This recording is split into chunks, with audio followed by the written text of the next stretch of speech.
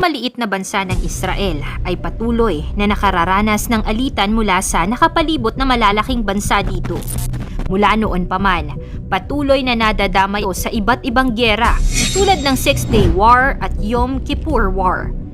Dahil dito, mas pinalakas ng Israel ang kanilang defense system gamit ang isang aparato na gumagamit ng laser para depensahan ang bansa mula sa mga paparating na missile attacks. Tila mala-futuristic at tanging sa comics lamang makikita ang ganitong uri ng aparato ng Israel. Ang laser defense system na ito ay isa sa dahilan kung bakit napapanatiling ligtas ang bansa sa kabila ng dami ng missile attacks na natatanggap nito mula noon pa man. Paano nga ba ito nadiskubre? At paano nagiging posible ang pagprotekta mula sa malalakas na missile attacks gamit lamang ang isang laser beam? Ayon sa Israel Defense Forces, mayroong success rate na 95.6% ang laser defense system na ito. Paano ito nadiskubre? Yan ang ating aalamin.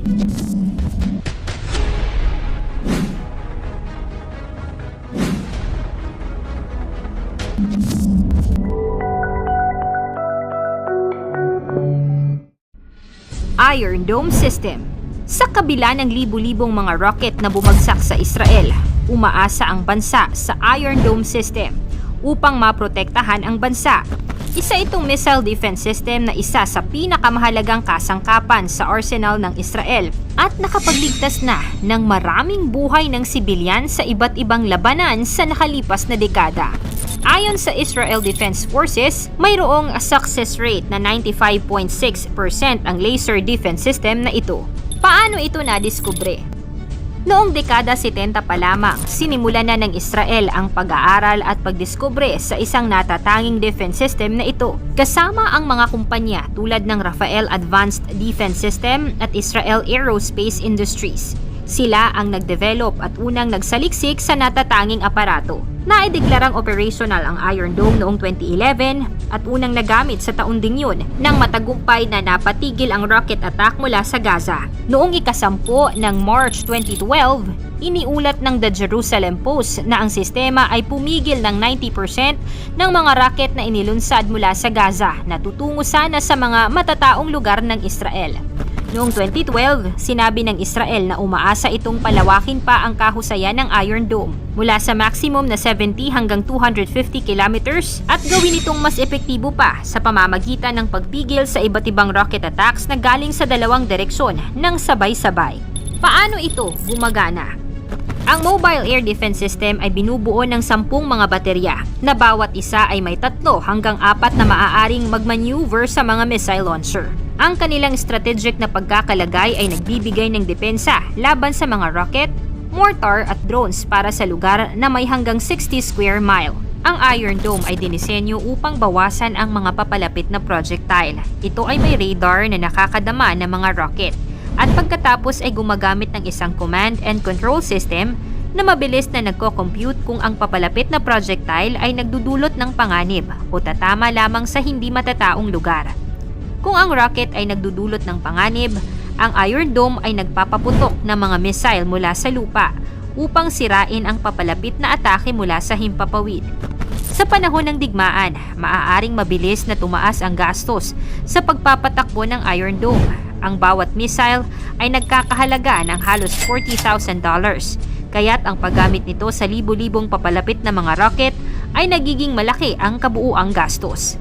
Ayon sa Congressional Research Service, umabot na sa mahigit $2.9 billion ang ginastos ng pamahalaan ng Estados Unidos sa programa ng Iron Dome.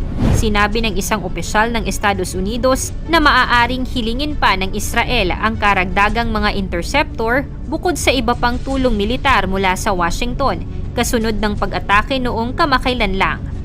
Iron Beam. Hindi maikakaila ang kamahalan sa pagpapatakbo ng Iron Dome. Sa tumataginting na $40,000 hanggang $80,000 na presyo sa pagpapatigil lamang ng mas maliit na $3,000 halaga ng missile attacks, hindi ito masasabing cost-effective. Gayunpaman, ang Israel ay hindi tumigil at bumuo ng mas advanced at epektibong laser defense system. Ito ang Iron Beam. Sinasabing mas matibay, mas mura at mas precise ang bawat atake nito. Bago pa man umatake ang Hamas sa Israel, nakatayang i-launch ang nasabing bagong laser system sa 2025 pa. Ngunit dahil sa kamakailan na pag-atake ng Hamas sa Israel, sinabing anumang oras ay kaya na nilang gamitin ang karagdagang aparato nito. Ang Iron Beam o Light Shield ay isang directed energy weapon na nilikha ng Israeli defense contractor. Ito ay dinisenyo upang sirain ang mga projectile sa maikling distansya na masyadong malapit at hindi kayang maharangan ng Iron Dome. Ang Iron Beam ay isang sistema ng depensa na nagbubura ng iba't ibang mga banta ng may mas angkop na presisyon. Ito ay nagbibigay proteksyon sa mga puwersang militar at populasyon ng Israel. Batay sa 5 taon na pananaliksik at pagpapaunlad ng solid-state lasers, ang sistemang ito ay binuo ng Rafael, na pinondohan ng Ministry of Defense at sinuportahan ng Estados Unidos. Ang Iron Beam battery ay binubuo ng Air Defense Radar, isang Command and Control or C2 unit, at 2 HEL or High Energy Laser Systems. Sa ngayon, wala pa ring malinaw na detalye kung nagagamit na ang Iron Beam system laban sa atake ng Hamas sa Israel. Ang defense technology gamit ng laser, gaya ng mga Iron Dome at Iron Beam, ay nagbibigay ng mahalagang solusyon sa mga hamon at banta na kinakaharap ng Israel dahil sa mga patuloy na digmaan at kaguluhan sa kanilang rehiyon. Sa pamamagitan ng paggamit ng teknolohiyang ito na nagbibigay ng mas mataas na presisyon, mababang pinsala sa paligid at mas mababang gastos sa bawat pag-launch, ang Israel ay nakakakuha ng isang mas epektibong paraan ng pagdepensa ng kanilang mamamayan. Sa kabila ng mga hamon at pagsusuri sa mga sistema, ang pagdevelop ng teknolohiyang ito ay patuloy na nagpapakita ng dedikasyon ng Israel sa pagsulong ng kanilang kakayahan sa larangan ng depensa. Ang patuloy na pananaliksik at pagpapaunlad ay nagpapakita ng kanilang hangarin na manatiling nangunguna sa teknolohikal na pagsusuri at pagpapanatili ng kanilang posisyon bilang isang pangunahing tagapagtanggol sa kanilang rehiyon.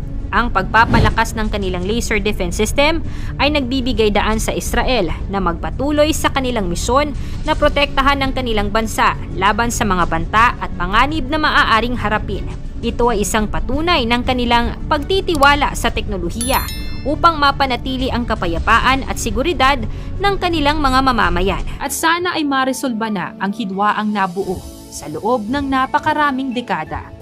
Sa kabi-kabilang digmaang nagaganap sa mundo, ang nais nating lahat ay kapayapaan. At lagi tayong mananalangin sa ating kakamping Diyos na makapangyarihan. Kung nagustuhan ng video, magkomento, i-like at i-share mo na rin sa iba. Salamat at God bless.